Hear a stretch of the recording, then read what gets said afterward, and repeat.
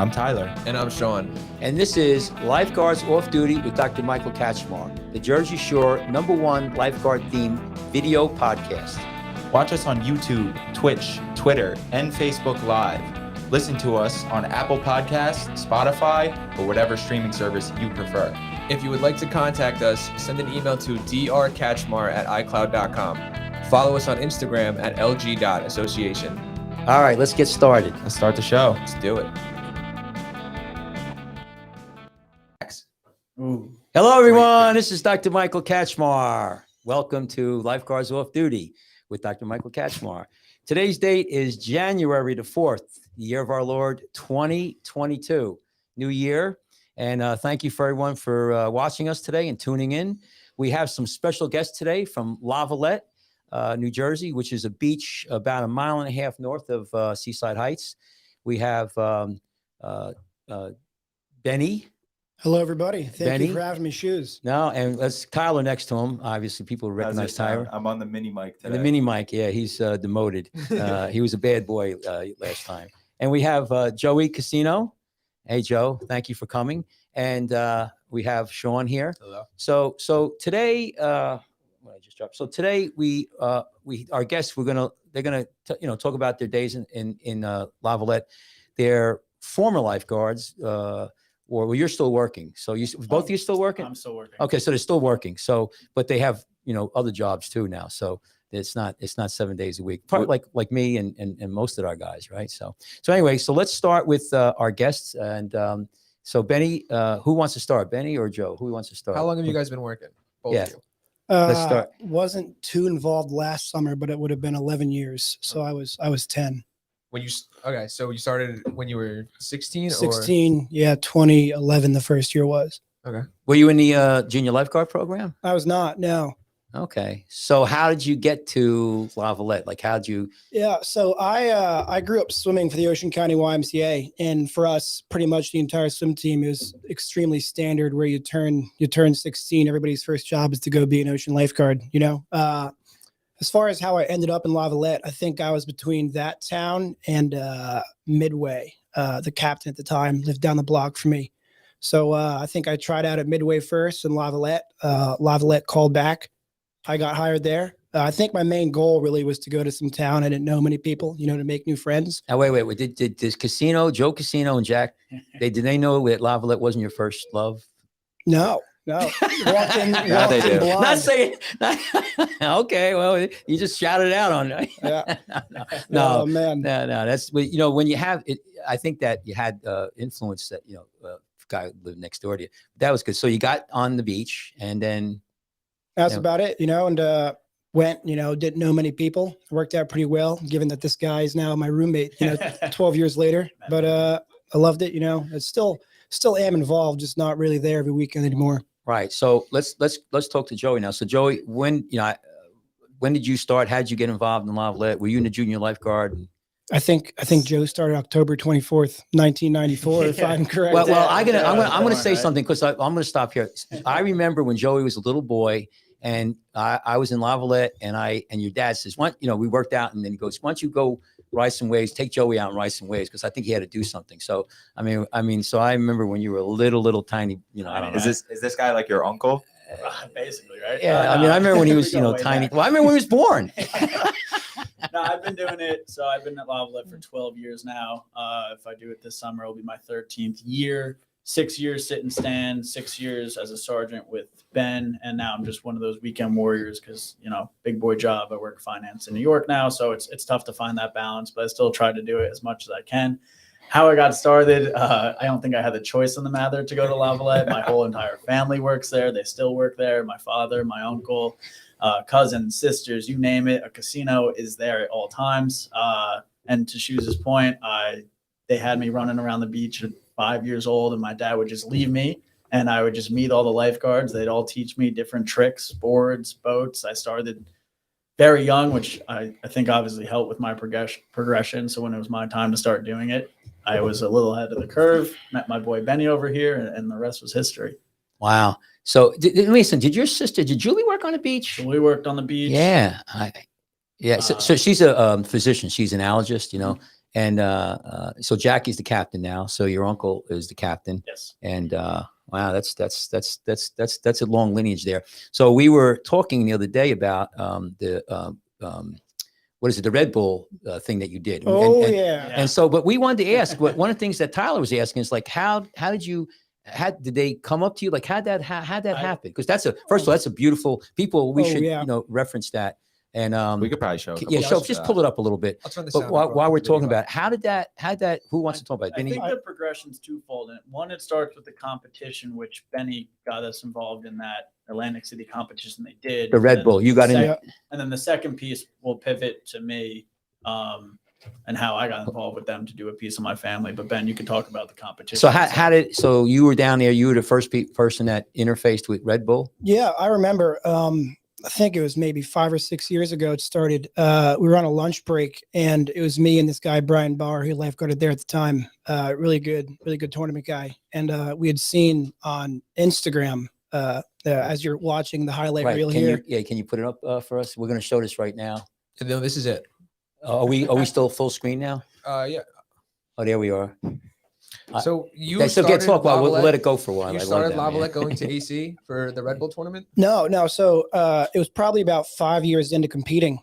So how we found out about it was the Jetty Life, pretty common surfwear brand around here, had posted about being a main sponsor of the event. And at first we were like, is this like legitimate or not? If they would have heard about it, by now. So I just started passing info along other beaches around us, and they were like, this is new. It's a first time thing. Hopefully we can make a pretty big competition out of it. And we showed up, and from there on out, I mean, it was an awesome experience. Wow. Really I cool. can tell you, this is so well done, so well produced. It's amazing. It really is. Yeah. So Yeah. from there, what happened was we did the competition, and the first year they had that competition, they did the video on the Funk brothers and that family down south, and how they're an amazing rowing family, and their father started it. And the two brothers were so good at rowing, they had to split beach patrols so they could compete against each other. So that was the first family who got their kind of premiere video, and they did the little piece on Harvey Cedars too. The next year they reached out to me, my family. They heard about our lineage. They wanted to obviously do another hype piece for the second year of that tournament. Obviously, I'm going to say yes to that. So they actually came up, they did this video that they did. It was pretty interesting how they did it. They filmed us for 7 hours. Wow. For a 3-minute video. Wow. It was a lot, but they only sent in 2 guys. And I'll never forget this. They were both kind of had their own piece to the puzzle. One was the Red Bull representative. He was more the business guy, told us what he wanted to hear us say, topics to discuss, makeup, contracts, like you name it.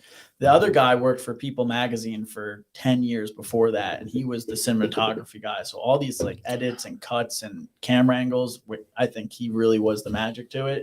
That's all him. Those shots in the boat, were they using a GoPro? No, he was using, That was a funny story. Did Yeah, you take man. him on a he was ride? but out of his mind. He had this, I would say $10,000 camera, and he goes, I want it. Like, I want to go in with Well, this no, thing. also he Yeah. turns shoes to Scott Darby, and he goes, how risky is it me coming out in the boat with you guys, putting this thing in there? And you got Scott. He's like, oh, you're good. You're good. So before we move on, because that's the second time you've called Catchmar shoes. What is the shoes thing? Joe can probably a shoe give bee? more context than I, but I think I probably first met him my second or third year of lifeguarding of U shoes coming around to work out with us, and I was like, "Who is that guy?" And I think Joe's description was always, "He's a podiatrist who gives the best pedicure you ever heard of." Yeah. And So it's funny Shoes. because when we left Lavallette and we went up to State Park, the captain there his last name was Handshoe. So they called him Shoes. my principal for a short Shoe, time, but they yeah. called him Shoe. And Yeah. so, and Joe was up there, Joe Caucino, your dad, Joe's dad. And he would, somebody would say, Joe would call me, hey, Shoes. And then the captain wouldn't know it was him or I. So, we got a little confusing. Yeah. That's only kind of at Lavallette. Nobody really says that We just call him sites. Cash. Cash. That's just abbreviated Cashmar. I like that one too. Yeah, I like it. They So- all fit his persona. Yeah. So you did that. That was how long ago was this Red Bull? That Joey? was when I was that was released my senior year in college. So 2016, 2017. almost range. 4 or 5 years Yeah. then. And it's 6 nice years. to have, especially from my dad and my uncle, as they're getting older, they won't be able to do it for as long, but they'll be able to show that to their grandkids, great grandkids, something to kind of continue that lineage going moving forward for the family. Yeah, and there was some drama surrounding that event the first year and the years following. Actually, it's a pretty good story with regarding the female rowers. Oh Yeah. my goodness. So what happened? Tell us. What this- went down? Yeah. What was? So all over the state, I think rowing capabilities vary. Down the more south you go, the better they get, and the more south you go, the girls are phenomenal at rowing down there because they get them in the boat very young, very early. And so girls were initially supposed to row in the Red Bull tournament. It was part of the rule. You had 2 legs, so all 4 people had to row. It was a pretty And- simple format. It was like a swim relay, paddle relay, row relay, Ironman. 3 guys, 1 girl team. And that was the setup at first. Right. And I guess some teams took exemption to it as to having the danger of having a female on a boat. Whoa, slow down now. Why is there a danger? I don't get that. You know, Because they I don't mean- think they were that good or that competent or that qualified. Or There never was an actual allegation.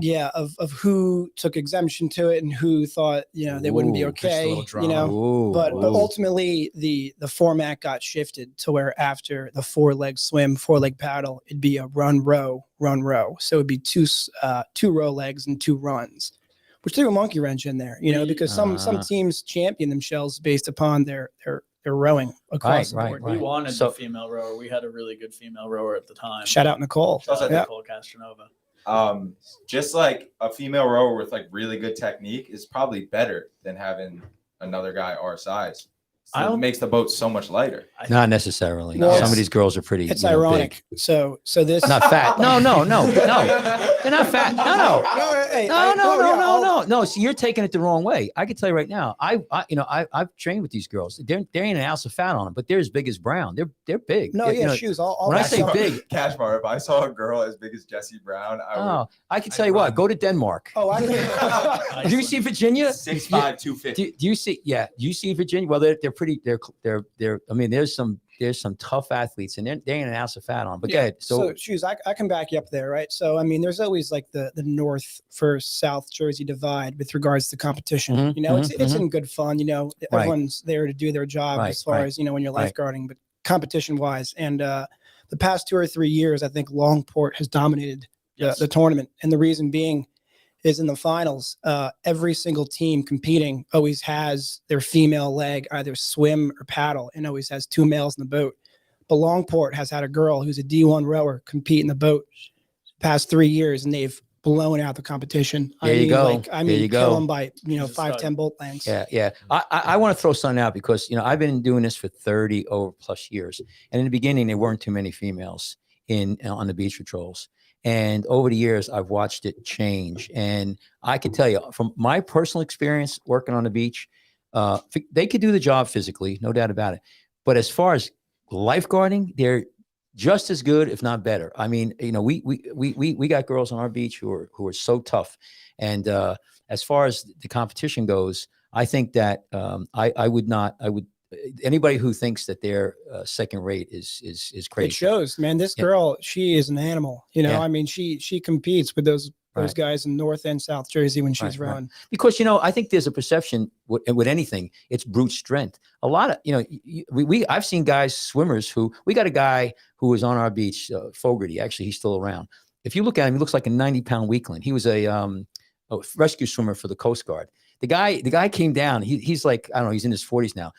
During hurricane surf this summer, right? He came down and I think he had a couple cocktails. He goes, "I'm going out." I'm like, "Go ahead." He was out there. He couldn't drown if you put a weight around his leg. So looks are you never could go by how somebody looks. It's talent.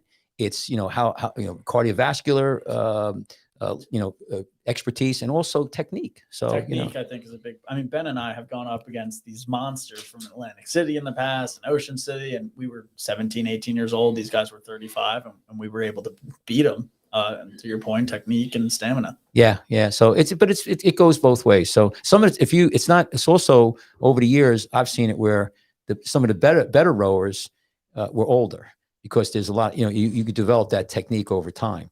A lot of times you don't see it. And again, everything's changing, but going from my history, it was always the older guys that were better at the rowing because they had that technique down. But anyway, so that was good. So it was a little controversy. So that Yeah. So well, I just hope we continue to see more and more girls in competition. You can only hope now that that team has won with a girl on the boat the past few years that they'll start to maybe cater the rules back to what they were first originally supposed to be. But You ain't gonna hold the girls back. I can tell you that right now. Yeah. It has nothing to do with what anybody wants to happen. It's going to happen, and the No. girls are gonna make it happen, no matter what, because they're coming out, man. Like I got Ava. She's on a beach. That's Virginia's granddaughter. We got her. She's 8 years old. She's almost as tall as I am. She's a monster. She was there this summer. I'm gonna have her back down in Lavallette. Yes. She's ready to fit in the boat. She's done buoy swims. And so she's going to be an animal. So you start them that young, you're not going to hold them back, and they're going to be good, real good. So go ahead. So after the Red Bull, so how many tournaments have you been with Red Bull now? I think I competed in 4, if I'm I correct. competed in 4, and they've stopped it since. So we did all 4 of them. And Was it stopped due to COVID? Yeah, I think last year was the only year they didn't hold it. And then the one year they stopped it halfway for the weather conditions. Yeah, that's right. There's like thunderstorms So it rolling was through. almost So like 3.5 years I'd give it. And then thunder came in and the waves were big, so they stopped it. And then COVID. it's cool though. Normally tournaments you're competing for a plaque, and there they have like giveaway, Cash prizes. Big money. Van Dynes and money and Mhm. jet Jet skis skis. and yeah. Wow. What Red- was the Red what was Bull the, knows how to throw an event for sure. what was the top purse? What was the I top? think 10K. Like 10,000, huh? Wow. Ooh. We got to get a team in that. Yeah. Wow. Yeah, we're jealous. We don't have a tournament team at all. This is so interesting for us because neither of us have ever competed. Yeah, why is that, Shoes? Why doesn't Well, yeah. Heights have a tournament spot? Back in the day, they did. I'm talking about when they first started out. I don't know, maybe the 30s, 40s, but then they did it internal. I think from when I started in the 70s with John Boyd, we would get busy so early. We had just huge crowds, and the other beaches like your guys back 30 years ago, that was a sleepy town. I mean, you didn't have to open up that beach until Labor Day, and you closed at 4th of July. I mean, Labor Day you opened up, and excuse me, yeah, I got you. 4th of July Memorial you Day. open up. Excuse me, Yeah. 4th of July you open up. You closed in Labor Day. Sorry, but our beach it's crazy, and I think a lot of other beaches, had the same scenario. But then what they did is they decided to have the tournaments, and you got to hire. We would have to hire another 10, 15 guys or people, and I think they decided it's just too much of a hassle, and it was like easier just to lifeguard and deal with what we had to do. There wouldn't be. We'd have to get there so early in the morning. It's not an excuse. I'm just telling you why it happened that way. We've championed it. We would love to have. That's one of the reasons why what I did when I worked in Seaside, I would sneak over to Lavallette. I'd be in, try to be in some of the tournaments. And then when the guys from Lavallette went up to State Park, I went up there, and I had my own locker up there, and I would compete up there. So I tried to do as best as I can. So we talked about having a row race. I'm hoping I want to put together. I was talking to your dad about that, about having like a 2 mile, 3 mile strictly Van Dyne ocean race. You have your swim every year still, right? What's that? You have your swim every year still, right? Well, COVID not since happened. COVID. Yeah, Okay. COVID. Yeah, but we what I would love to do, and again, it may happen. I'm going to try to put it together, and it'd be one of my bucket list is to have establish a Seaside Heights row, and I don't know what we'll call it, maybe John Boyd or whatever, maybe Al Ayers, but it would be really great. Casino Pier Classic. Yeah, something, and because It's a we good have name to, to we it. have to, you could do it early in the morning, I guys. put a lot of thought into this. Yeah, well, yeah, and we would love to do that. So that might be something to. You guys have a great intramural team thing going on. Yes. That seems sick. What's the deal So- with this? That's a good story. So Yeah, it's all backstory I'll there. tell the backstory. So inter squads, we call it. And it was going on for years and years. Old I've seen the history, videos of yep. you talking with the Thank- cans. Yeah, to so people. They're great. I'll get to that. So it was before our time, Benny and I. They've been doing it for years. They have trophies, Yes. and it makes everyone get involved, and it's a great thing. Every So even Sunday if- morning you show up early. Every Sunday compete. morning, and if you're not on that tournament team, Benny and I were lucky enough to be good tournament guys in our day. But for those guys and girls who weren't, it gave them a reason to work out and practice, so they're still a part of something. So one year when Benny and I were still younger, you want to tell the fight story? There was this big fight broke so out. I mean, it's with good reason you hold the boat really off until the end of the summer, because you can't have 16-year-old kids who are a week into the job, rowing a boat. Yeah. And it's always synonymous with hurricane season. So the boat relay in August gets moved to the bay. For some odd reason, the person who was in charge of putting the event together does a box row in the bay, Which is doesn't bode well. Like a bunch of teams start locking oars. One team grabbed a young kid's oars, threw him out into the bay. The All's team, fair. They, All- they commandeered your vessel. Yeah. Hey, all's fair in love and Hey, lifeguarding. That's what they so say. the team captain came walking out like they got in a fist fight in the middle of the water, and in the bay, of course, pedestrians walking by, and Wow. and that was the end of it. So Bob Tremolin was the captain at the time. He called the whole thing off. So when Ben and I became sergeants, one of our initiatives, we wanted to bring it back. What And year were you guys when the fight happened? We were 18 years 18, old. 19. And yeah. then we were sergeants at 21. I remember that summer because it was my first summer being 21. It was in good But- fun too. They didn't actually fight each other. They were just wrestling, Yeah. pissed off. So to your point, we saw the good in it. Again, it gives these kids something bigger than themselves, something to work for, something to get excited about on the weekend. So, and then me being me, I make theatrics out of everything. So we established this draft night. So we had a draft night when we filmed it, we put it on social media, and then we did post-game interviews and preseason interviews. And it just gets the whole beach patrol excited about something, and it makes it a bit bigger than yourself. I And missed it the draft builds- night, but that sounds Draft that sounds night great. was a good time. We had Yeah, say the least. say at least. There's a couple beverages involved, and people make poor picks, and because of those beverages, They resent the rookie they picked because of it. exactly. You wake up the next day and you're like, what did I just do? Looking at the draft results, but it just gets everyone more involved. It builds a sense of community of the beach patrol. It gives the kids something to talk about, and that's why Ben and I thought it was a great idea to bring it back. I think it's great. Well, let me throw. So what I remember from being in Lavallette, and you guys still have it, but you have at the end of the summer, you have West Point Island paddle.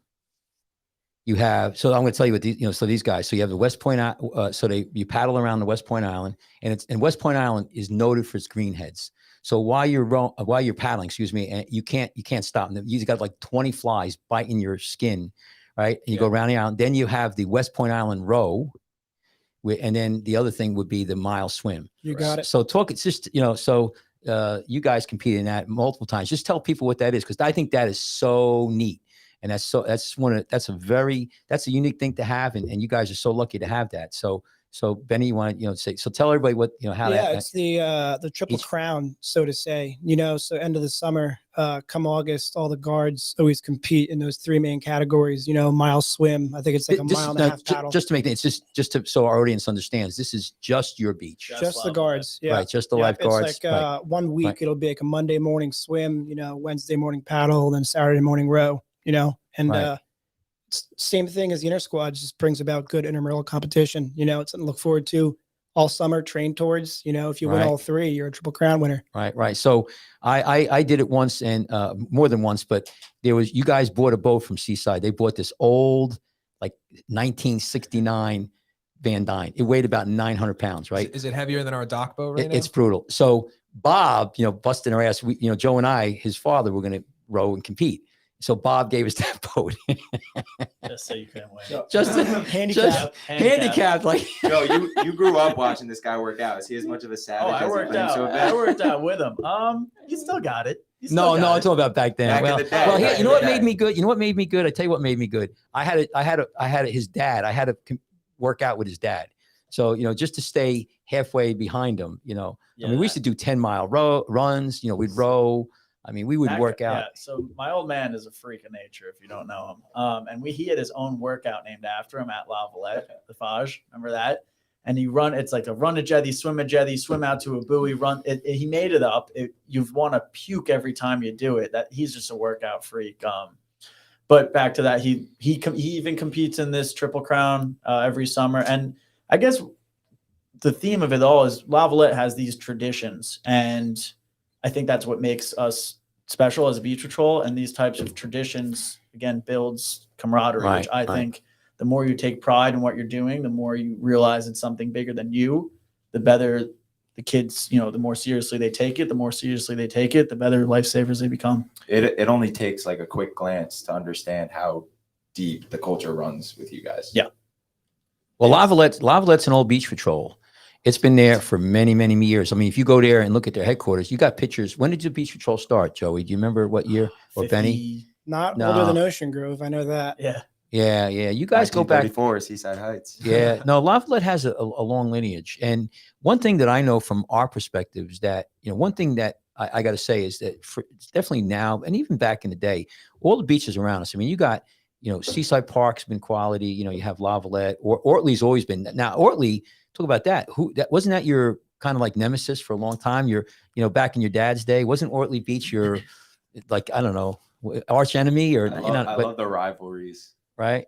Who like all this competition? I mean, if your dad talks about it, who is the number one patrol that you guys always, or whatever one that you always? I think it changes by generation. Yeah. That's what I'm going to say. So I think there was an Ortley day. I think there was even a little Seaside Park rivalry that went on with Bob Tremolin, I think. Oh, yeah.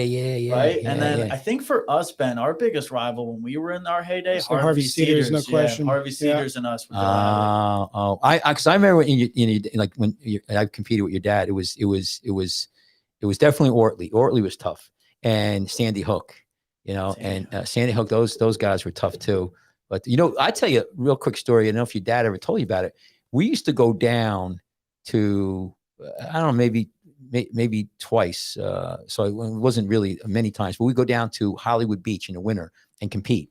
And it wasn't just us. It would be, you know, they had an invitation, and it was Lavallette went down, Asbury Park. I'm trying to think who else. And it was me, your dad, and this guy named Joe, not Valente, Joe. It'll come to me.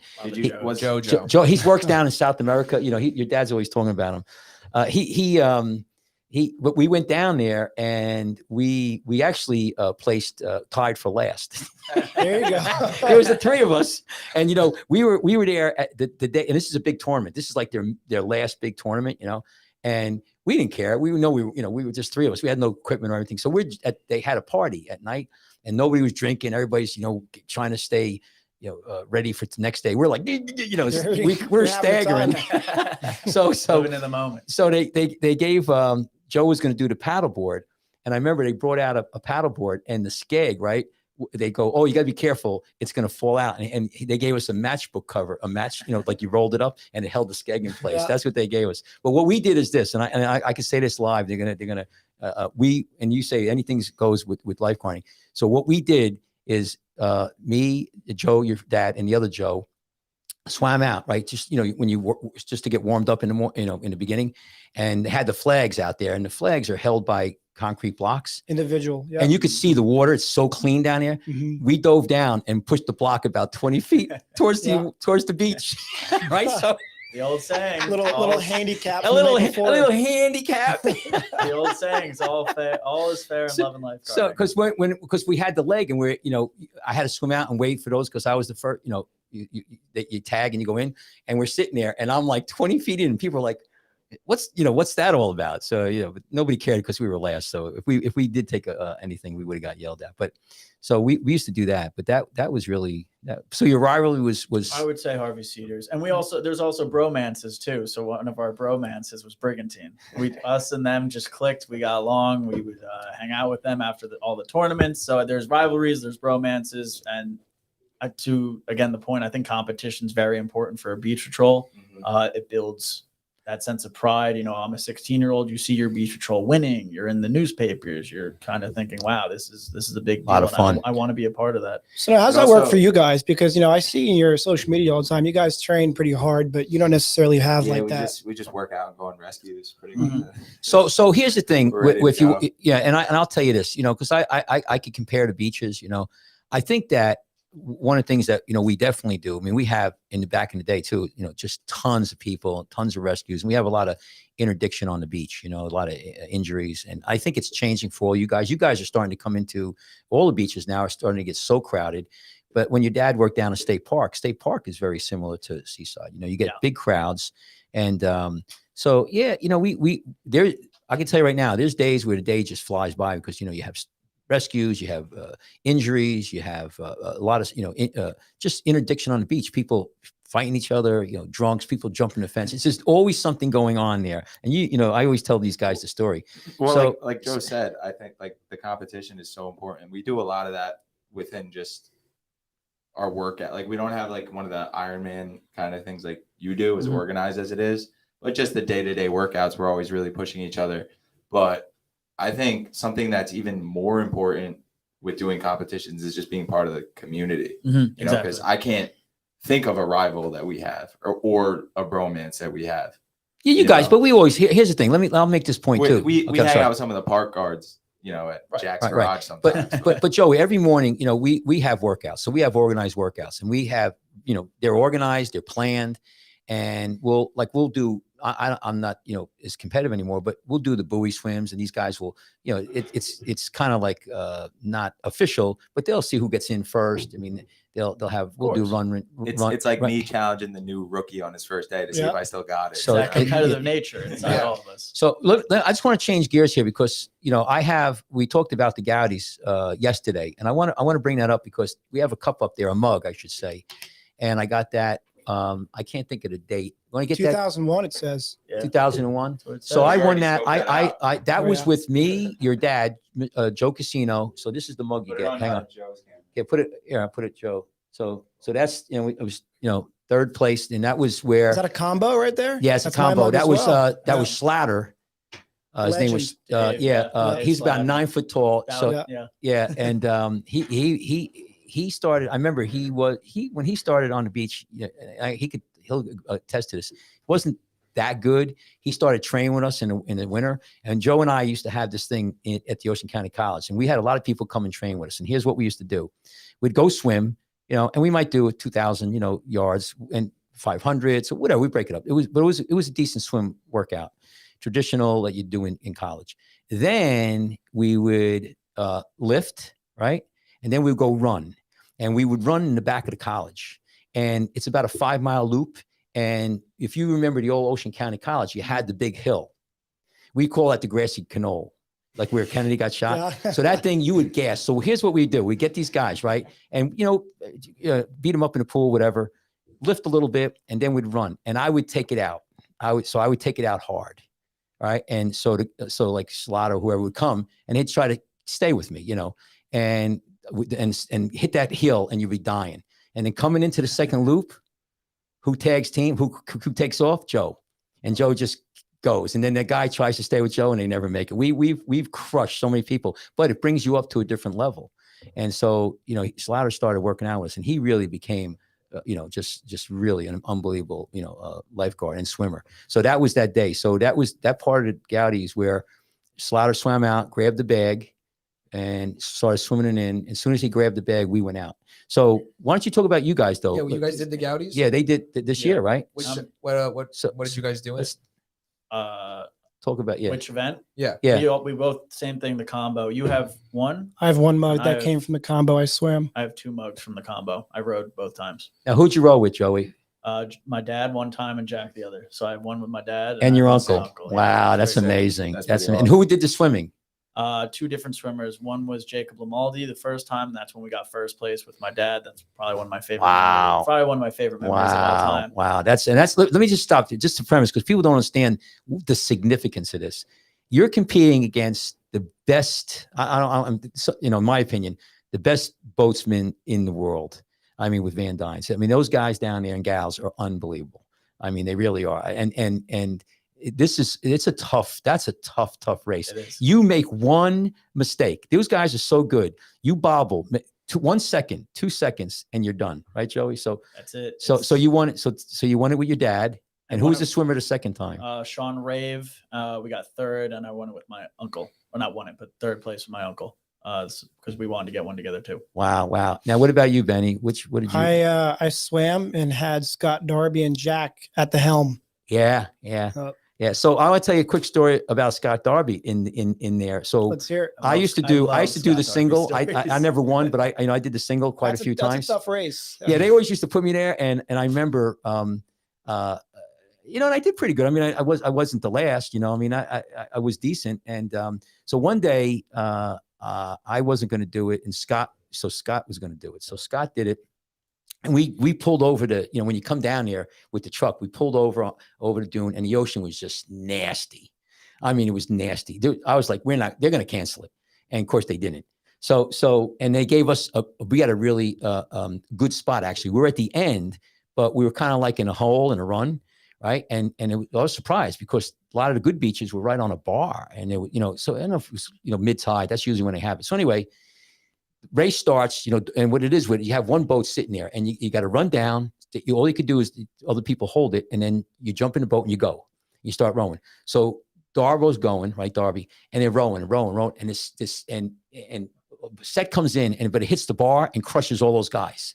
We're like, yeah. So Darby, it just takes off, right? And he's going, and he's like, he's got it. We're gonna win. All of a sudden, out of just nowhere, this wave, just huge like tsunami comes, cranks him, brings him all the way back into shore. He's going, the boat goes backwards all the way in, right? So you figure that's done, but we saw everybody else fumbling. So we grabbed the boat, and you have Darby. You got to understand Darby. You guys don't know him, but he's like, he gets pissed. Yeah, but he's like, he I don't want to say he's a nasty guy, but he's like, he very gets down the dumps real quick. Like, he's not optimistic. Right? So glass half empty kind of guy. Yeah. So what we did is we flipped the boat, drained the water, and made him go back in and send him back out. And he did pretty well. I don't think he won a mug, but that was like an amazing race. So tell me about you, Benny. So you swam, you hit the flag, and I was pretty new to it. I think that was probably my senior year of high school going into freshman year of college, like peak swimming shape, How big was that bag? How heavy was that thing? It's heavy, man. Dragging it through the water too is nothing. It's tough. What does that thing weigh about? What do you think? About 30 pounds, 40 pounds? 40 soaking wet. Hard to really get an idea of what it weighs in the water. It's more so just dragging it behind you. It's so tough, So did any of you guys ever do the single? Did you ever unclip the bag? Because I had to do that. Did you ever have to do that? No. So my next goal is to do the singles. Yeah, do the single. You know what? I tell you what that is. I mean, your dad will tell you how to do, but I tell you one thing I remember of it is that you're gassing, you're out there, and you got to stop. And the waves, the currents like crack. You got to grab that bag, and the hardest thing is to unclip that bag, man, and throw it in a boat. And then, oh man, that's a good race to do. That's the singles is tough, but that Gowdy is an amazing race. It's historic. There's a lot of fun ones. AC Classics, the Red Bull tournament, Gowdy. I mean, Benny and I have done it for years. We've seen them all, but I would say the most special is the Gowdies. To your point, it's got some aura around it, and it's a fun day that everyone enjoys and everyone takes pretty seriously. So it's good to see that level of competition. What do you think? What do you like it about the best? Like, why would you say that it sticks out as the most? The simplicity of it. Yeah. I think it's just 4 events. Yes. You only get to do one event, and that's it. You're done. If you mess up one little thing, your day is over. So I think the attention to detail in that tournament makes it special. Yeah. It's also pretty cool how it essentially mimics rescuing as much as you can, no help launching a boat. You're essentially pulling a heavy object out of the water, pulling it in, rowing it in. It's realistic. Yeah. That's a good point. So, and I'm not going to toot my own horn, but I have made real boat rescues with real people. Is this in recent history or back in the day? No, back in the day. Okay. I can tell you, I definitely made 2 legit years ago. Well, but we did though. I mean, we because after the rescues, there's still people floating out there, and we took the boat out, and we had one. I remember the one where the boat went out and they trashed it. They got dumped, and then so we launched another boat. That was me, and we got out there. So but we back in the day we had these rafts. The John Boyd and Junie Boyd, who ran the beach, they had their own concession. They rented out rubber rafts. You guys ever see those? They're like a precursor to boogie boards. Is that why those are the only rafts that are allowed in Seaside Heights? That's what it used to be. No, yeah. So what it was, and they would rent out like 1,000 of them, right? So everybody be floating out there, and what would happen is on a windy day, a west wind day, they would float out, right? It didn't have to be in the ocean. And here's the thing: the funny thing is that you'd have to go out and get them. Right. And they would tell you because we had phones, they call them, make sure to get that raft in. So they didn't care about you have to get the victim, but you also had to get their damn raft and put it in the boat. Because the guy on the other end of the phone is the one who own it. They own the the concession. Yeah. They own the concession. Yeah. So we used to row out and get them. I did a lot of those, but I wouldn't. Combination of profit and training your lifeguards. Yeah, for yeah. rescue swimming. I wouldn't call them rescues, but I mean, I had legit boat rescues. So that's a good point, Benny. I agree. I think that's a great insight. It really mimics the rowing. I mean, the rescue paradigm. It's simplistic, like you said. It's one group, and then you could win that one event, and you get a mug, and you got one first, second, or third. And no one on the beach directing the boat where to go. No. It's just purely you looking behind you and trying to get the best idea of where you are. Yeah. I toughest thing with me with that is because it's at the end of the day, you're coming in, the sun's blasting you right on your eye, and you're trying to get a bead on the beach, Yeah. And but that was We've gotten second overall there twice, but we never won the entire thing. Yeah, that's a challenge. I was there one day, and I don't remember if it was the Fink brothers or whatever, but I might be making this up in my mind, an illusion, but what I remember is, so when you get out of the boat, right, that's not the end of the race. You got to take the bag out of the boat and run it up the beach.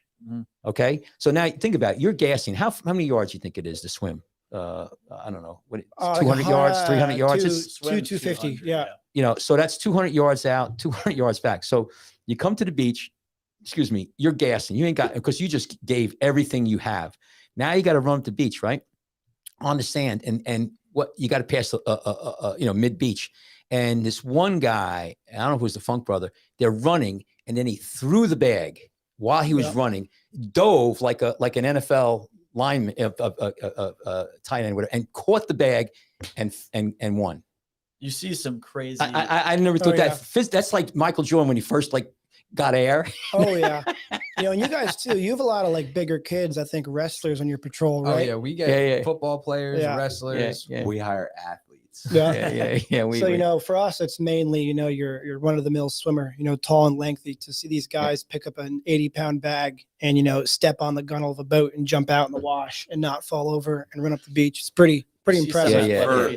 I remember seeing the Gowdy grandson, one of the tournaments. He was doing the singles. He was in fourth, actually. He was a little behind. And on the outside, he got this wave, was on it, tossed the thing over his shoulder, walked casually back to the boat, one hand tilted with the 80-pound bag on his shoulder. Looked like Poseidon. Yeah, all while he's on a wave. All while he's on a wave, stand up. Yeah, eating a cheeseburger.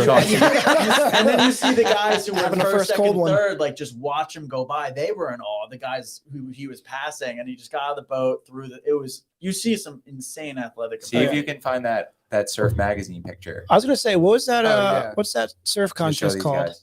Oh, Shoot the Seas. Have you guys seen that video? That's sweet. Shoot the Seas? There's a surf boat surfing. It is contest. impressive. Oh yes, I've seen that. Yes, Oh, man, yes, it's yes. something. So let me make a point about this, because these guys don't know. When you're down there, right? A lot of times we'll till a boat. You get in the stern and you put the oar in. Like my boat, I have my own, lifeguard boat. It has. till a boat. It has no. But no, listen, they till the boat. You put the oar in the back, right? You till it, right? Down there, they actually will sit in the boat, keep the oar locks in the oar locks, and till it that way. Is this it? No, if you just do a Google search, I don't think it's on YouTube. It's like Vimeo or something. Vimeo. Oh yeah. So you know what I'm saying, There it Benny? is, the first link. Right here. Is that it? Yep. No, it's live. I think that's We could go. People that's will it, see it. that's So it. let Oh, people. yeah, no, these clips are insane. I've seen these these people. are nuts. This footage is awesome. So cool. It's got an epic Okay, soundtrack I'll too. lower it down. Okay, put the soundtrack. Also, coolest name for a lifeguard Okay. theme. I'll just lower it. By a Okay. landslide. Yeah, this Jersey. is these guys. Can Yeah. you don't Oh, have any? Okay, good. Gets better as you go people- on, but some of these insane. guys are just pe- such animals. people. I'm sorry. People on. Look at that comment. Look, That just guy look at right the there, control of that. Sven Pendleton. Right. He's a pretty cool guy. Yeah, Right. he lifeguards in Hawaii in the winters, I believe. So Or our- surfs Hawaii. Surfs Hawaii is a lifeguard. Our people on the podcast, you guys got to go to YouTube video and look at this. So if you're listening to this, you got to go to Lifeguards Off Duty with Dr. Michael Catchmore and see these video clips we have here. These guys They're almost just got barreled in amazing. a Van Dyne. Yeah, and that's what we row. But see, that's traditional. But see how they row? They'll actually till in that race in the Gowdies with sitting in the seat with the oars in the oar lock, and that's an amazing thing to do. And that's another reason why they win so much. They know how to ride a wave. So how integrated for your patrol is boats in your daily lifeguarding? I'd Well, assume slim because you have massive it- crowds. Do you right? guys we run have- boats while working? We have one at every stand, but as Oh, far yeah. as how they're actually utilized and rescues, Us slim too. to none. No, We use them to train. yeah, Mhm. my day, we used them a lot. We didn't use them as a primary rescue. Primary rescue was a can and then a loose can, and rope can. We would use the boat for patrolling to definitely work out, especially when the water's cold. But we used to patrol a lot, and also, like I said, with the rafts. But we also would use it for when it was big rescues. And what happened is you couldn't get everybody in. They'd be floating, and so now somebody's out past the length of the rope. So we would launch the boat. So we were really good at it. I mean, back in the day, we didn't think twice about it. We'd launch a boat all the time in the middle of the day, like I said, because you're doing raft rescues, so they were really good. Do you guys have a roll call or anything? Like your beginning of your day, everyone meets up, same spot. How does that go? Yeah, because I know some folks do it differently. We have a It tends morning to be the workout beat every patrols day. without headquarters that don't do roll calls. They'll just send you right to your stand. Really? Yeah. That's a good point. I didn't know that. Yeah, no. So tell them how your day. Let's give it, because if you're asking the question, how about give us typical day, how you guys start out. Lavallette lifeguard day start or go? Yeah, so Yeah, we pretty should have much started with that. Lovely question. it starts at 7:45 for tournament practice, which is totally optional. You Yeah. know, anyone's welcome, whether you're a top tier competitor or just looking to get more involved. I like that. And that goes 7:45 to 8:45, and then every morning we have an hour morning workout, whether it be just athletic training, skills training, familiarizing with equipment. Like one guy on, one guy off the stand type thing. No, they're not set up yet. This is all before. Oh everything. yeah, all before we go on. It's 8:45 to 9:45. 9:45, you head to your stand with your 2 or 3 guards, and then 10 o'clock we set the stand up. Yeah, I'm jealous. You guys get way more 3-mins than us. We pretty much rock 2-mins all summer. 3-mans are helpful to me. So The more nice. eyes, So the let me ask you merrier. this, Joey. So when you guys are, is it everyone is a 3-man stand?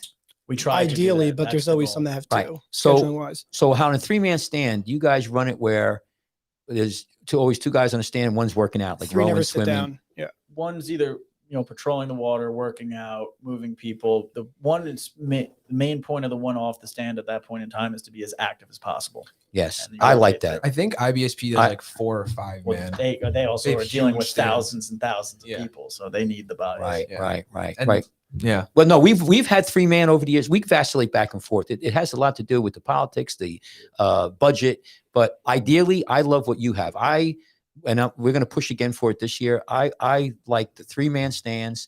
One gal or guy is always working out, active, like you said, and I think it's so much nicer because it's hard for us. We have a lot of we'll have one guy on a stand a lot of times because if you think about it. Well, anyway, but I think they're your beach shows. So you start the day at 9 o'clock. Yeah. Set up, and then what happens? How does it go after that? 10 o'clock set up. So 10 Oh, o'clock. 10 o'clock. Excuse me. I'm Yeah, sorry, no 10 problem. o'clock. Stand gets set up, and usually the first hour or so of the day for us is not that busy. So usually that hour is dedicated to additional training, Yeah, a lot of exercising, rookie working out. training will go on there. That's where you teach the rookies how to, either scan the water, work on certain equipment. That's really what I see as that specific hour, and then lunches start. You're down a man, so you have to get back to What time does lunches start, Joey? 11 to 12, 12 to 1, 1 to 2.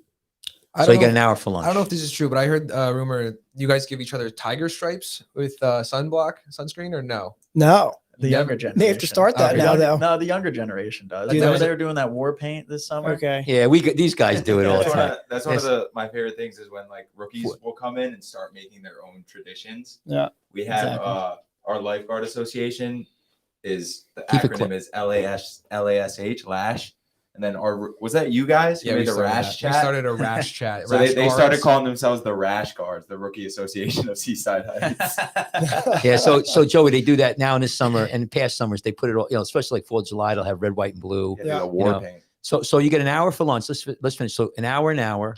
So 11 to 12, 12 to 1. And now our beach is also kind of And then- unique to yours, for instance, because we don't have continuous swimming areas where I assume you guys do. Yes. Right? Yeah, you have the flag system. Yeah, double we're flag. we're separated by probably a few hundred yards each stand. But that was with the jetties too. So now you don't have jetties anymore. So Now, didn't that change? Like, We've did you been trying change? to deter them with red flags, but it's Good luck. not Doesn't work. work. Doesn't work. So you used to have, so Doesn't just matter so what everybody kind of knows. image you put on it, no swimming, Nope. surfing only, it never works. Never. So you used to have the jetty. So just so everybody knows to give it visual.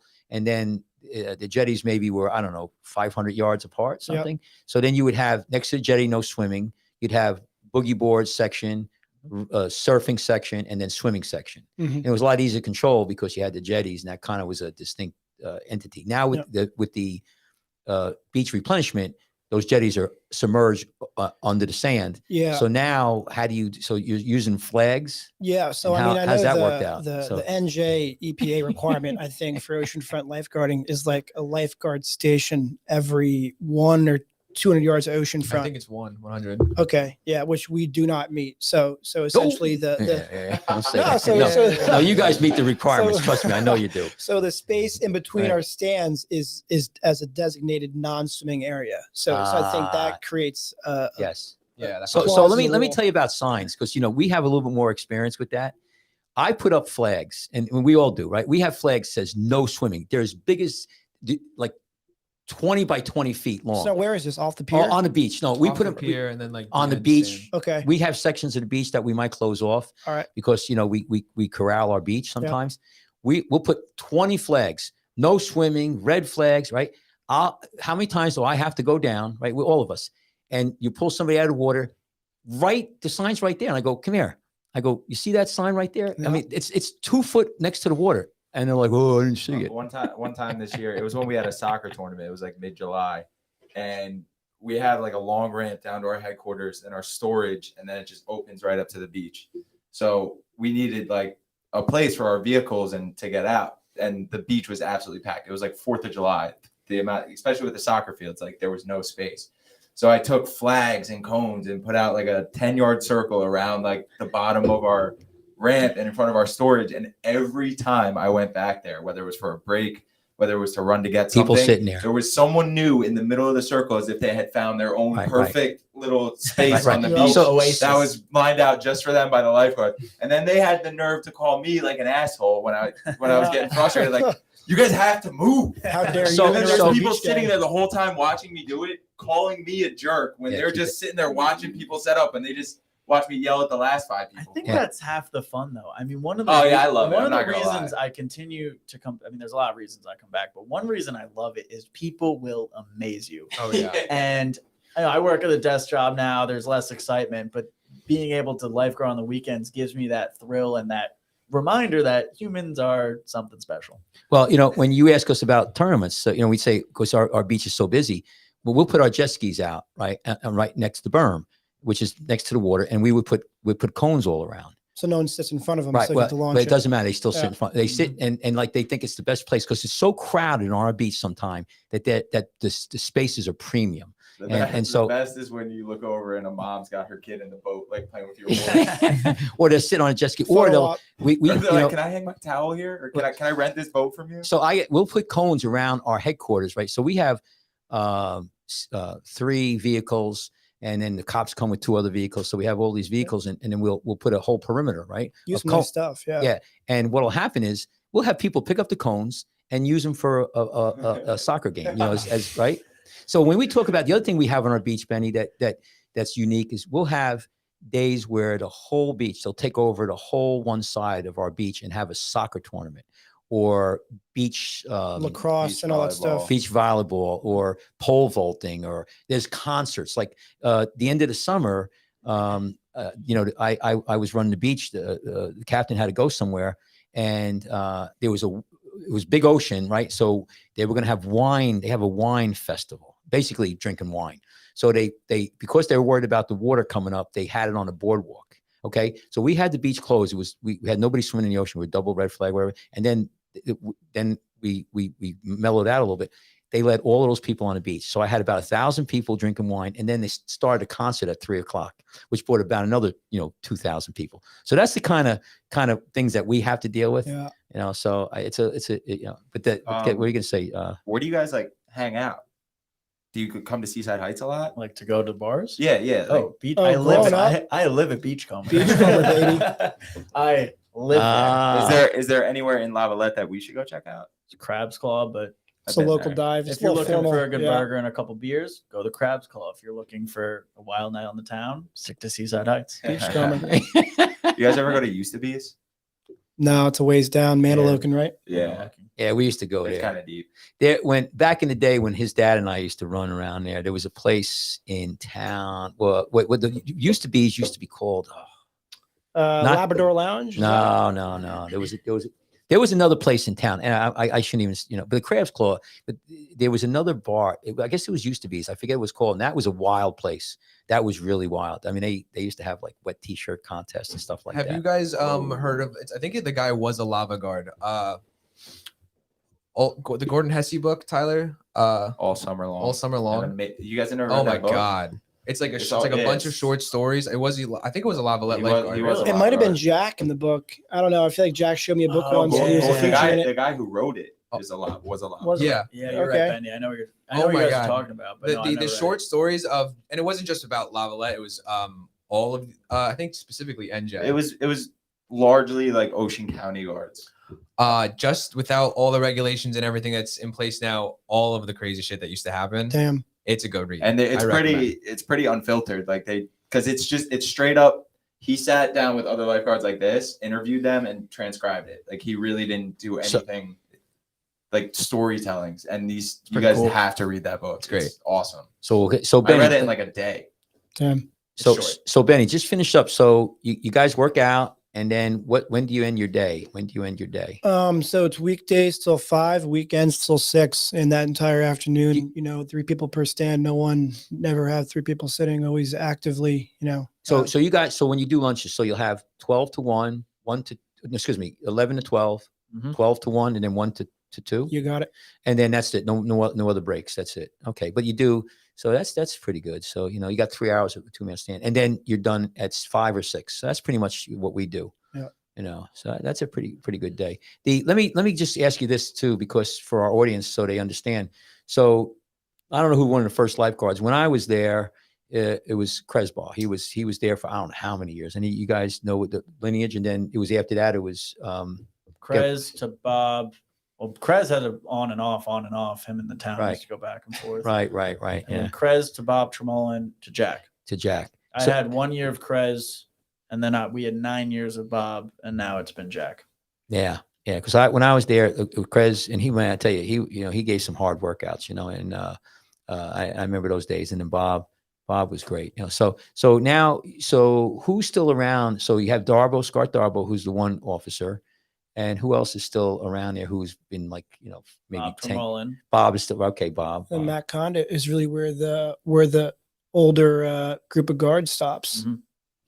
When I mean, it's. And I don't then mean to Joe- cut you off No, there, no, but go ahead. it's kind of interesting. Like when Joe and I first became sergeants, that was kind of like a first. Where prior to us, it was always just like teachers, and like they're probably mid to late 30s. We were the first 2 who were. Well, Tim and Nicole were before us, but it was like the first group of people who We were were like they said we were college the- age We were kids. the youngest 2 ever. they When said. did you guys realize? Because it's something that happens before you actually get chosen as a supervisor or a sergeant. But when and how did you guys realize you were moving into that leadership position among the other guards? Was it like a respect thing you were getting from your junior guards? Was it respect you were getting from up top? I believe it started through our effort level and involvement in tournaments. So Benny and I would always be the first 2 to show up in the morning before the sergeants, before anybody, and set up for the practices. Dedication. And by commitment. doing that, being the first guys there every day, I think put us in that leadership role within our initial peer group. So our initial peer group That's started definitely looking, where it starts. started looking up to us because of that. And then we were good at tournaments. We had our day in the sun, and that kind of led us to that leadership position. And it was a natural progression from there. Mhm. Yeah, I've had guards come up to me and tell me essentially I think it's kind of bogus that like your ability to become upper management is kind of hinged upon your tournament ability. But then again, like it's the biggest identifier for going at the 110th yard, like getting there early, training extra hard. Would Yeah. you say that's true? I mean, yes, but I think the tournament aspect is far more encompassing than just being the most, athletically abled person on the beach. It's not just being the best tournament guy. Well, I'll tell you, because I have been involved in picking officers, and what I like to see is initiative. And that's being on time, coming in. But if I had to give one thing, is the initiative. Where like you'll do that. Like Sean will come up to me and go, "Hey, Catch, why don't we do this today? Why don't we do this or do that?" I like that. You got, when they think for me, or I don't have to sit there and go, hey, why don't we got to move this stand? Why don't we go? Initiative to me is really good. And probably they see that, you know. Yeah, I mean, you don't have to be the best tournament guy to get there early and to train extra, you know, but I mean, very few people do who aren't real tournament competitors. We've had you know? individuals who are more talented than Ben and I. I can rattle off a laundry list who are more talented than Ben and I, but they'd show up late or they'd show up still a little hungover, and they didn't take it as seriously. And Ben and I made it kind of like our lives for 3 months. It was everything we thought. Eat, ate, drank, breathe. That's why I'm jealous of the tournament thing though, because like you literally, yeah, you had something you were trajecting to all 3 months of the summer. Yeah, Yeah. and it was a pride thing. Like we said, by building a good tournament team, it establishes pride within the entire beach patrol, and by establishing pride, you get better lifeguards because they take it more. It's all about life saving. Yeah, I can everyone only wants to imagine be the coming winner. to roll call the next day with the Gowdy cup and everyone just Yeah, it's exciting. I bet you guys just got chills like remembering those moments. Oh, yeah. At the end of the day, it's all about life saving, right? That's why we're Yeah. all here to Yeah. do it. And I think tournaments add. I truly think the tournaments add to the life saving because of that extra level of effort that you Yeah. can see from some lifeguards. And at the very least, it's like the perfect excuse to be in perfect rescue shape all the time. There you go. I mean, when I work out in the winter, I play soccer and, you know, I enjoy being fit. But when I'm like grinding through a run, the one thing I keep telling myself is like, I got to keep going because like there's going to be someone that Yeah. doesn't have the breath in their lungs. and I'm that's gonna have that's to even more be there. important than any Yeah. tournament. That's, I think, a larger motivator Yeah. than any tournament. And you know, it's funny you say that, and you know, I know your dad and I, we still think that. I'll be working out even Yeah. at this stage in my life, It's and, like, I'm not, and I'm like, I not got to even keep going doing- because I got to be able to. I'm not even doing this for me at this point. Right. Because here's the thing: when I train in the pool, like this morning, I swam. When we do our sets and we're hurting, you're hurting. Like Jack, you know, Jack is Joe's brother. He sets these workouts, and you're dying. And I say to myself, man, then when you do a rescue and you're swimming out there and you're dying, it's like, I've been through this before. You know, I know I'll be okay. You know, I'll just get, you know, you get through it. So Make a good point. It's bigger than you. Yeah. It becomes Mm. bigger than you.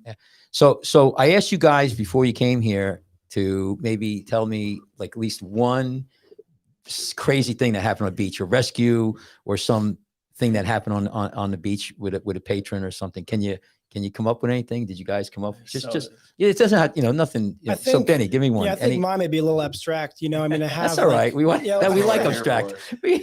I have, you know, one or two recess stories, but this Which one one's you pretty gonna- good. Yeah, we want it. Um, We want to hear what we want. We want to hear This this. goes back. I think I was still sitting stand. Wait, before you start, which one? Oh, we're going dolphin. Going We're going dolphin. dolphin. Dude, yeah. So This is I think incredible. I was 17 at the time. 17, like second year of lifeguarding. I'm sitting there on stand. It's a rain day. You Mhm. know, it's like misting outside. No one's there. Like a few tourists on vacation, and there's a surf camp going on. So I'm sitting there with my buddy Ryan. You know, there's nothing to pay attention to. And out of nowhere, this commotion starts happening down by the wash. He's like, "Oh my God, dude, look at this down here." And I look, and it's a dolphin like flopping in ankle shin deep water. I'm like, "Holy crap! Like, what do we do?" He's like, "I don't know. You tell me. Like, you're in charge." I'm like, You have no idea. Yeah. I'm like, "I guess you got to call it in." So I jump down, start ripping the raincoat off, you know, ripping the sweatshirt off.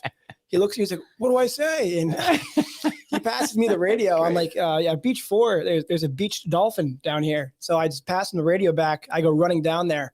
News to me, our bosses immediately responded and said, "Don't touch it." But he failed to pass that along. You were already off down the beach. Oh yeah, I was down there. Giving So CPR, I am mouth to saving mouth. this Yeah. dolphin. I was neck deep in this dolphin at that point. You're not gonna die. So- Flipper, I'll save you, Flipper. So I run down there. This thing again, it's like almost on dry sand. So I just start rolling it over, you know, pushing it in. So I flip it over. I Oh, get that's its so stomach behind its fin. I just start feeding it out into the water, Oh right? my god. And this thing is puffing mist Yeah. all up in my face. I'm Oh like, my god. this is huge right You're just now. like, I'm saving a Come on, dolphin. buddy. Yeah. Push it back out there. You know, all the sergeants and lieutenants come. I feel like a hero, right? I'm holding my chest up high, and they look and they're like, "Where'd the dolphin go?" I'm like, "What are you talking about?" I just pushed it back in the ocean, and they're like, "You're not supposed to touch it." Yeah, And it was yeah. news to me. This is like 3 or 4 years ago. I have the article on my phone still. There was like some massive virus circulating Right, around the and it's bottom got of your this dolphin DNA community. on it.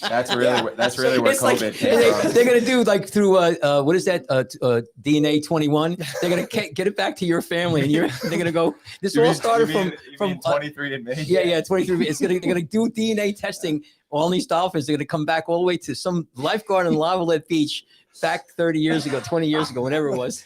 Ground zero COVID-19 Ground zero. was President Avenue summer. Forget summer the bats in 2012. Wuhan. It started Yeah. in Lavallette. One boy and one dolphin. So immediately I just started second guessing. This thing was just puffing mist in my face the entire time. I'm like, oh my God.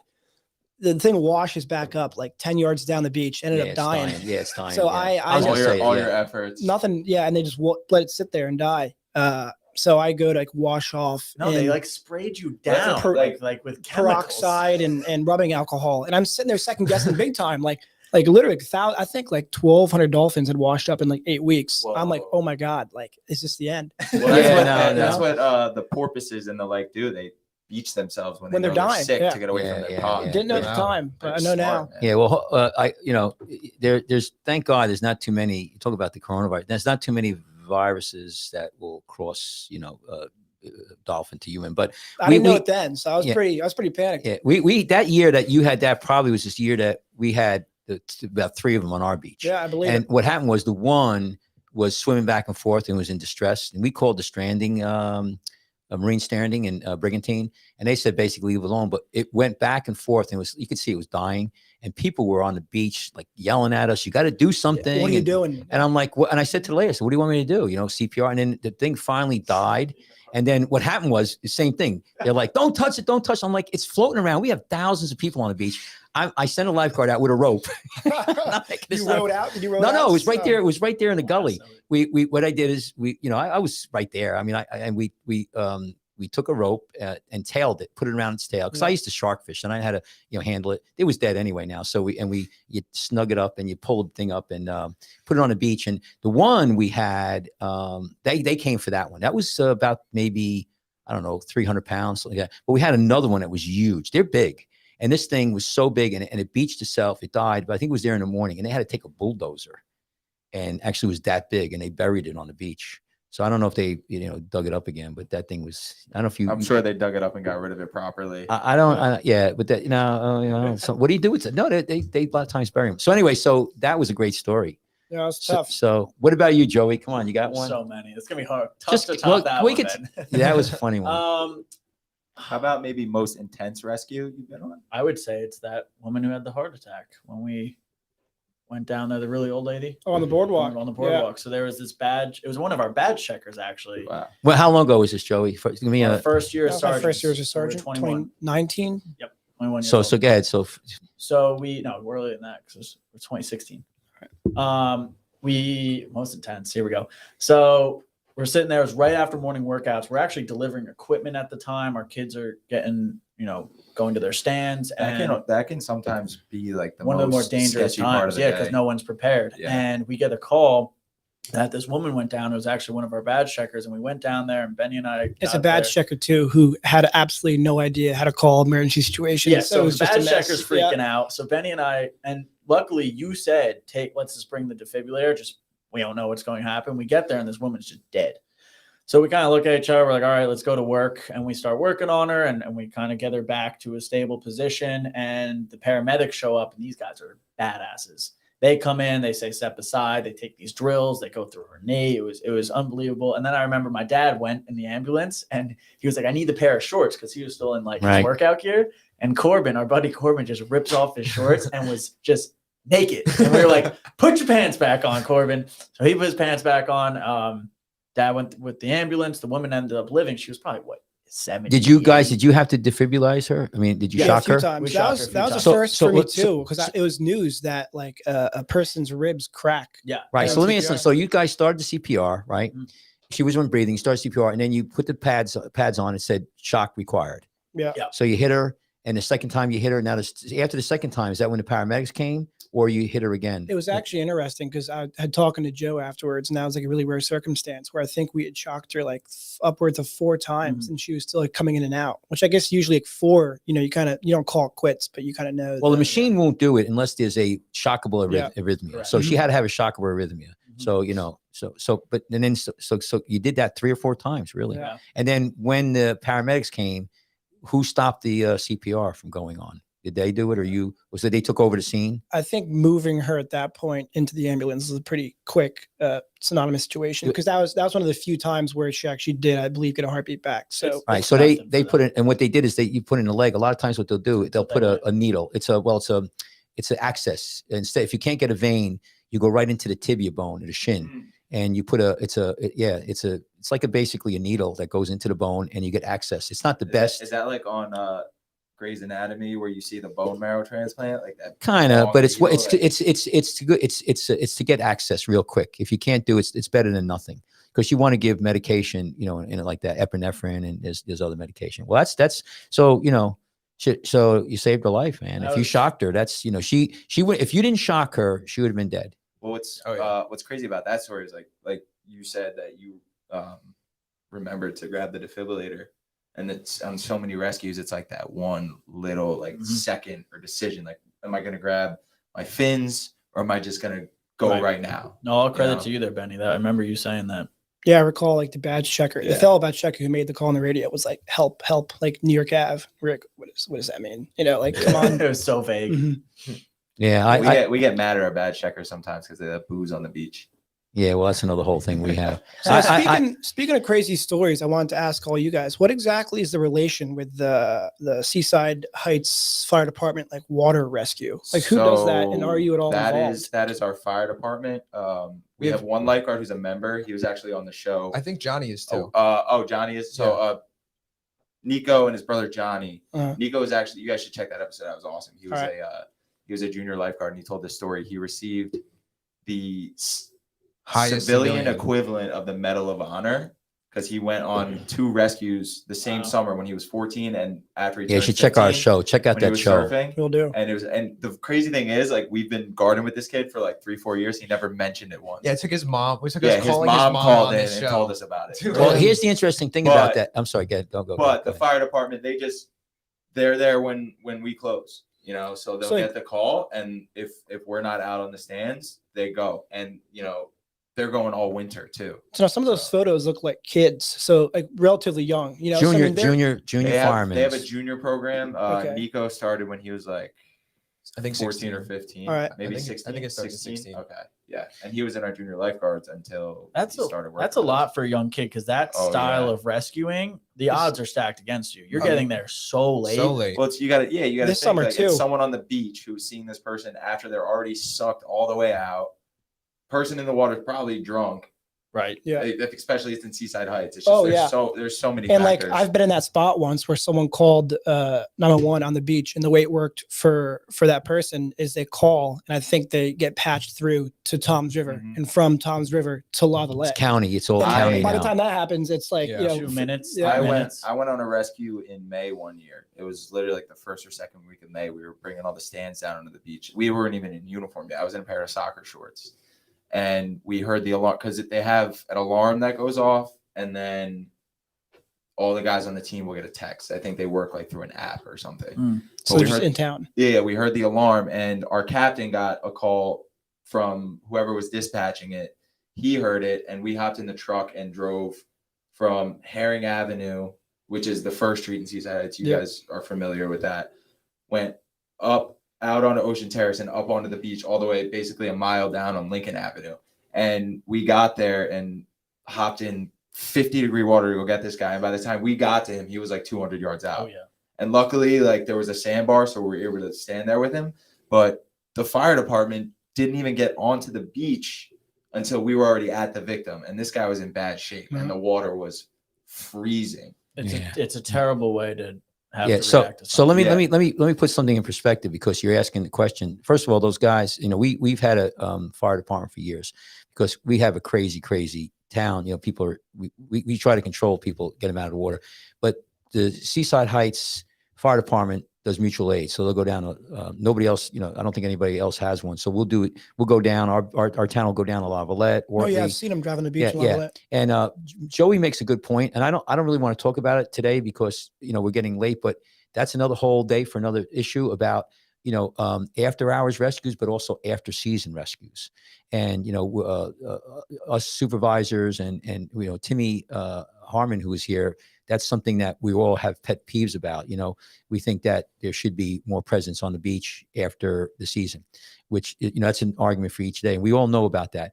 Getting back to with the fire department though, and the young kids, that's another issue. And now with this, again, we could talk about talk about this situation, but 16, 17-year-old kids on the beach doing fire department stuff.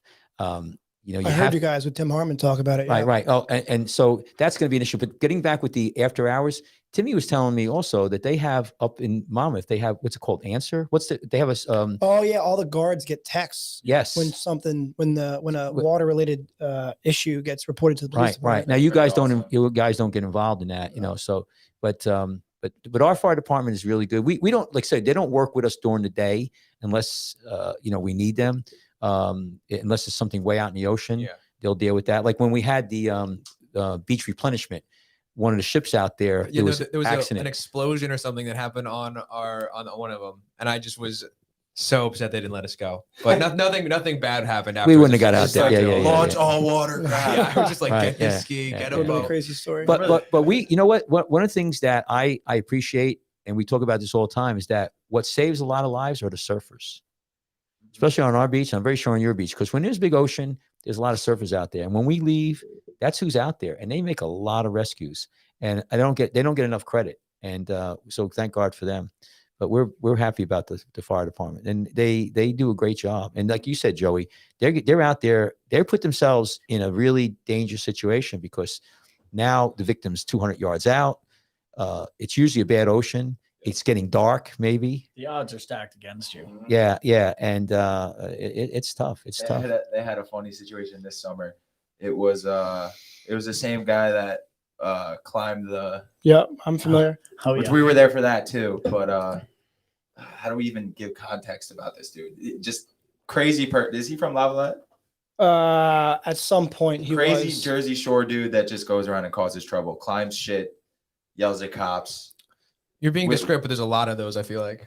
Yeah. You get the gist. We know who you're Anyway, talking about. But what's your point? What were you Anyway, going to say? this guy takes a paddleboard like a mile out, and people are coming up to my stand like, "Who's that guy? Who's that guy?" And I look up, and I'm like, "I'm pretty sure he wants to be out there," but he was out there for like 3 hours. So finally, someone called the fire rescue team. They went, launched their Zodiac, got all the way out there, and the guy was like refusing to come in. They were sitting out there like going back and forth with him for like another hour. Sounds like him. Yeah. So I had once, and you talk about that, you have to go out and check it out, because I was on the beach, and it was in June.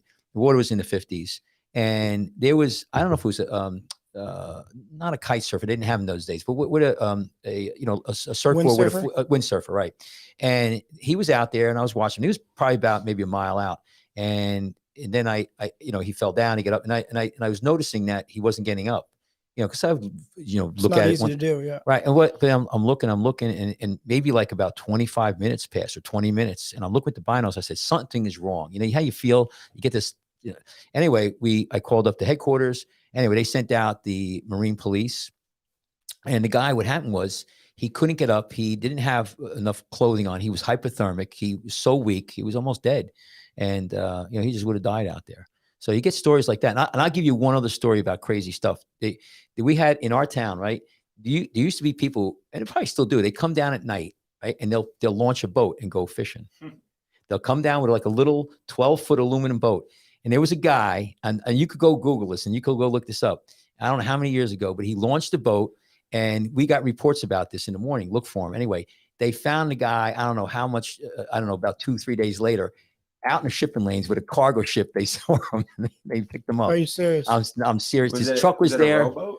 Yeah, he's like a little aluminum rowboat. It was a west wind, and he got ahead of. No, I know he had a little motor, and it wouldn't start, and he didn't have an oar, and anyway, he floated like out. Castaway almost. Yeah. Yeah. So there's crazy stuff that Out in the happens. shipping lanes. Yeah, That and gives me so much anxiety. That's why we do it, though, right? I mean, that's Right. kind of why we do it. It's that level of excitement that keeps life interesting. Mhm. Yeah. Well, listen, it was really good. What time we got here? We're about an hour and how many minutes? 18. Yeah. So I think that's good. Listen, it was really great having you guys. Yeah, thanks for having us. I mean, we love to have guests, and our whole premise about this show is to talk about lifeguarding, bring these stories. Now, this is going to be in cyberspace forever, hopefully. Oh yeah, love that. People, well, The but, you know, these are interweb. stories that your kids could look at. You know, I Yeah. mean, we, Yo, we forget Kashmar, about. Eventually, we can do the show in the metaverse. Yeah, the There we go. metaverse. I Yeah, mentioned we're that to you weird the before. things we could show. Yeah, Yeah. but I really appreciate you guys coming. You know, you guys are very lucky to work in Lavallette. It's one of the best beaches around.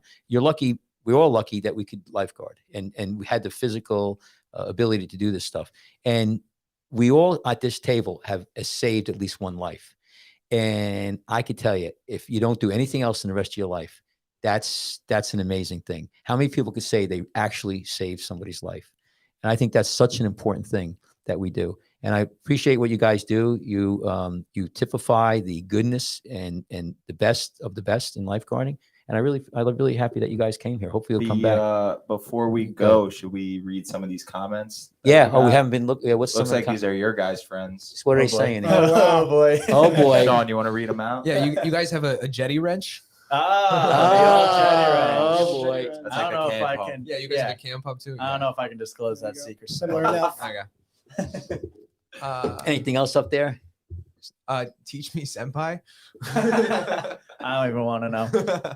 That's not like an inside joke. No, I think it's yeah. No. Well, okay, so it's just weird. I was okay. left out of that one.